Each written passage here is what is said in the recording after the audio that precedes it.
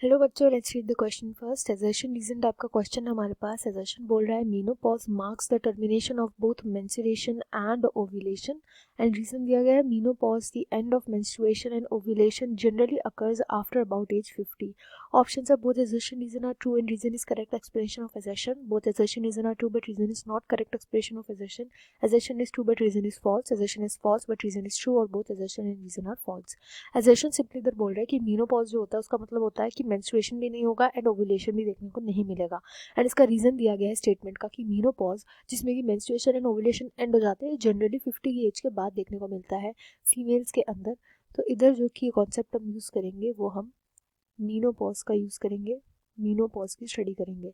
अब मीनोपॉज की स्टडी करने से पहले एक बार देख लेते हैं ये होता क्या है। तो यहाँ पे जो एजर्शन बोल रहा है कि मीनोपॉज का मतलब होता है, मीनोपॉज का मतलब मेंस्ट्रुएशन ओव्यूलेशन दोनों रुक गई, ये सही बात बोली गई है। मीनोपॉज का मतलब होता है कि अब फीमेल्स के अंदर कोई भी मेंस्ट्रुएशन हमें देखने को नहीं मिलेगा, यानी जो वेजाइनल ब्लीडिंग होती है वो देखने को नहीं मिलता।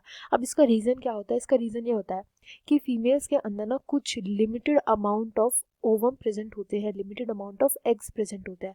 जब ये एग्स जो खत्म हो जाते हैं, ये एग्स जब बचते ही नहीं है, तो इसका मतलब क्या होता है? ओव्यूलेशन नहीं हो पाता। जब ओव्यूलेशन नहीं होता, ओव्यूल ही नहीं, जब एग ही नहीं बन रहा, ओवम ही नहीं बन रहा, यानी कि जो बॉडी होती है ना वो ब्लड लाइन प्रिपेयर ही नहीं करती।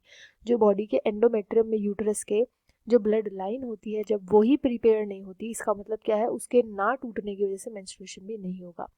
इस यही एक वजह है कि जब मीनोपॉज आ जाता है फीमेल्स के अंदर तो वो प्रेग्नेंट नहीं हो सकती। क्यों? क्योंकि उनकी बॉडी एग प्रोड्यूस ही नहीं कर रही है, उनके अंदर ओव्यूलेशन ही नहीं होता, बंद हो जाते हैं, बॉडी एग्स प्रोड्यूस करना बंद कर देती है, इसलिए मेंस्ट्रुएशन भी नहीं होता।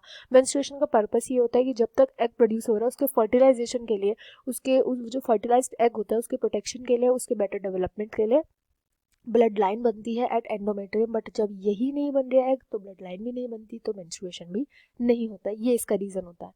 अब यहाँ पे रीज़न जो दिया गया है वो है कि जो मेनोपॉज होता है जनरली आफ्टर एज 50 के बाद आता है। तो अगर हम इसकी एज की बात करें तो ये 40 से 50 की एज में या 45 टू 55 की एज में भी आ सकता है।